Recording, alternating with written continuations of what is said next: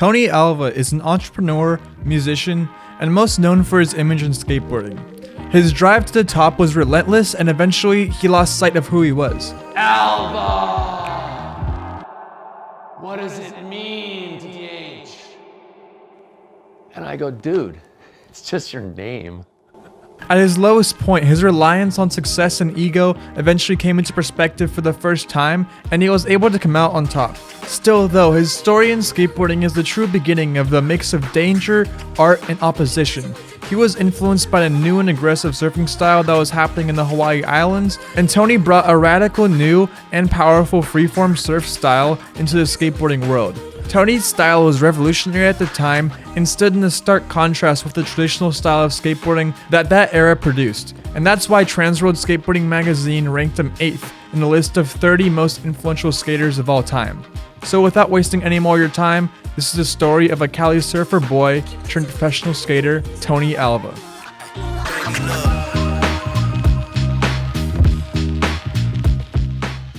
Kids nowadays probably think they're trying to imitate somebody else, but really that person that they're trying to imitate was imitating somebody else, and that dude was probably trying to imitate Tony Alva. Born on September 2nd, 1957 in Santa Monica, California to Dutch and Mexican-American parents, he was only 10 years old when he began surfing and skateboarding. And as he puts it, from the age of 10, anytime he wasn't on a surfboard, he was street surfing. He described doing this as a sort of cross-training because both of his sports use a similar set of skills. And you can clearly see those skills cross at the beginning of his time skateboarding because of most of what he and his friends were doing were slides. Back then, skateboarding was so new that joining a skateboarding team was a very informal and quick process. And at the time, there was a new skateboarding team called the Z-Boys. And after they saw Tony skate, they knew that he had to be part of the team. Tony went to his first competition with the team at Del Mar Nationals in 1975.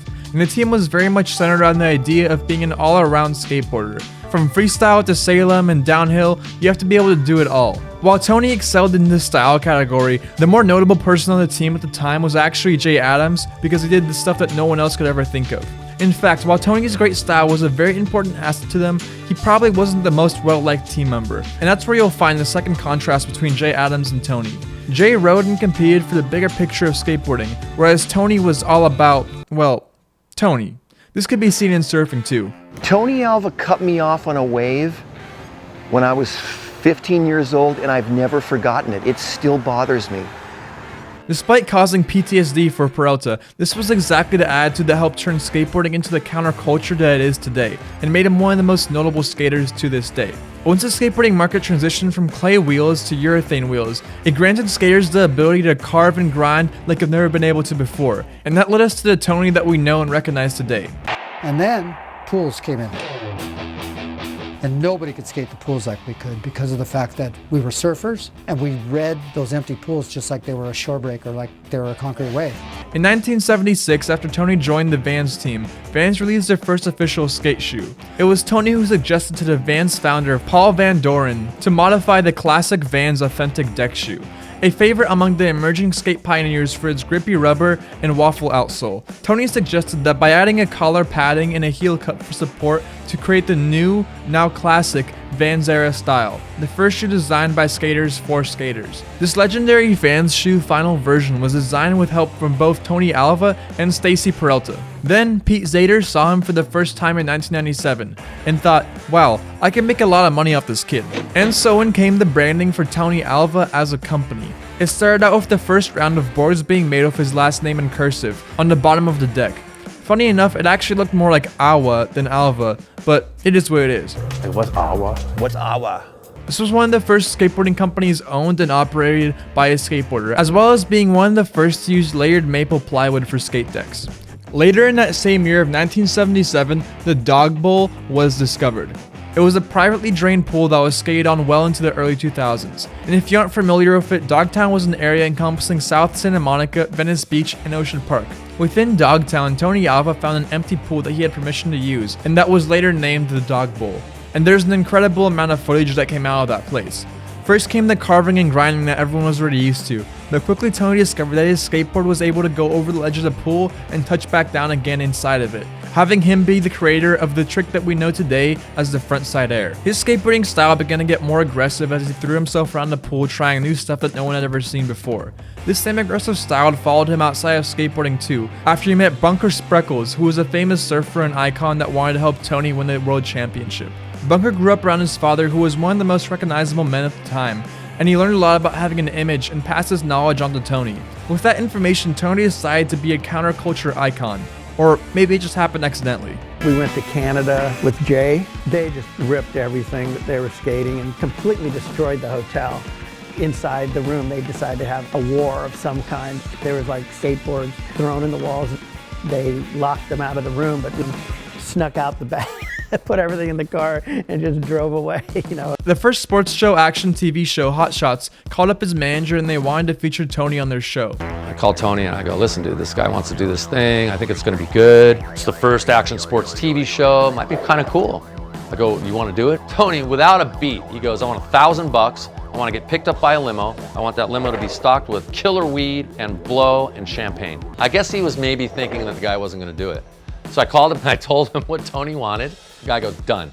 Clearly, a lot went on behind the scenes, but what is more impressive is what was being done in that pool. In it, you can see Tony doing frontside airs, backsides, aerials, and even hand plants, which was a staple of the era. His fame continued, and later in this same year of 1977, there was a whole factory dedicated to selling stuff around his brand. His skateboard sales were the best in the market, and even Tony Hawk said himself that his skateboards were untouchable. The company became so diverse that they even started selling cowboy boots with roller skates on the bottom of them in the ugliest colors. And while initially the sales were good at the time, skateboarding had its first big drop in popularity in the 1980s. Skate parks were torn down, pools were filled back up, and punk rock was born.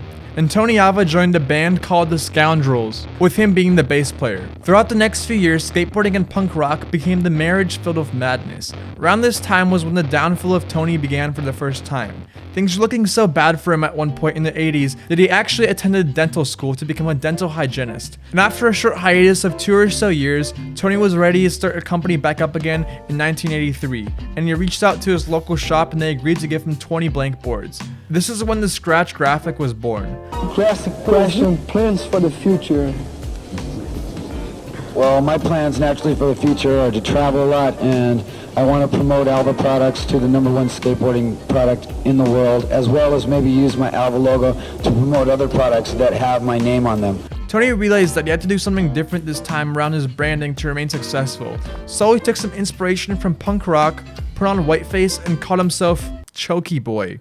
During this phase, he would get extremely high off fumes of whatever he could get and create insanity-filled art on skateboards. During the same time he was into that, he was throwing parties filled with sex, drugs, and rock and roll. In fact, that's actually how he paid his rent at the time. He charged people to attend his house parties. Being the entrepreneur that he is, he realized that if he never slept, then he'd have a lot more time to throw parties and make boards. So he started doing cocaine. Tony also began to branch out his company by getting skaters to skate for him and show off his boards. The thing that caught most of these skaters by surprise though, was that they thought these boards were being made in a factory or a shop. They weren't. Driving through Santa Monica to a little residential area, and we pull up to a house. And I go, where are we at? He's like, we're at the Alva factory. And right then I almost started crying because it's like a garage.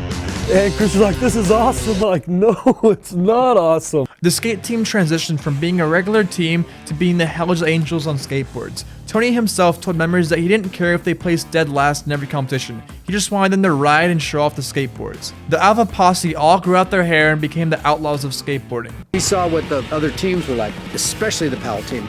We were like, oh, we don't want to look like those guys no matter what. And I love those guys, don't get me wrong, you know. I didn't really love them back then. As a matter of fact, I was kind of like, those guys are Boy Scouts, we're badasses. Together, they skated ditches, pools, and the streets. In 1986, he was featured in an action and adventure movie called Thrashin'. Filming was so intense that on a single day, they had over 11 ambulance rides to the hospital.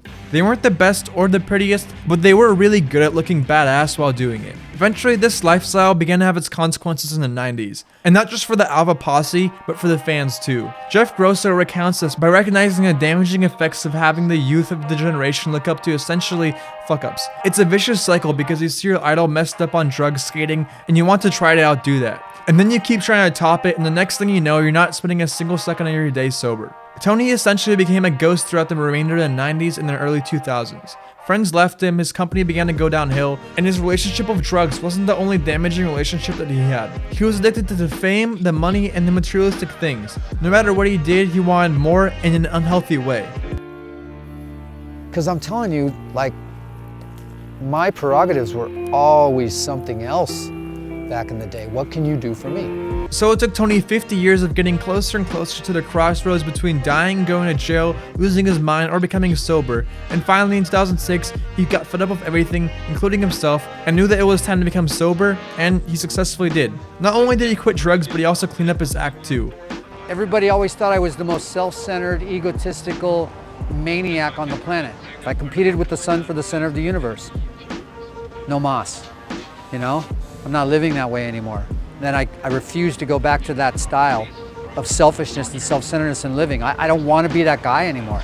I want to be the guy that's evolved to where we're at now.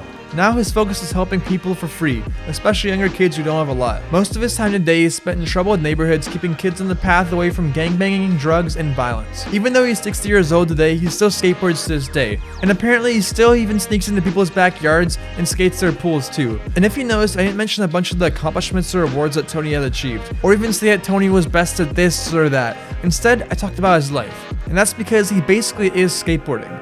By that I mean that he's known as one of the most influential skaters, not because of his skills or because of his accomplishments. He's known for it because there's so much more to skateboarding than doing tricks. There's an entire culture around it that makes skateboarding as we know it today. And Tony Alva is the heart of inventing that culture. And that was the story of Tony Alva. I hope you guys enjoyed this video, and if you did, please leave a like, and if you're new, also make sure to subscribe.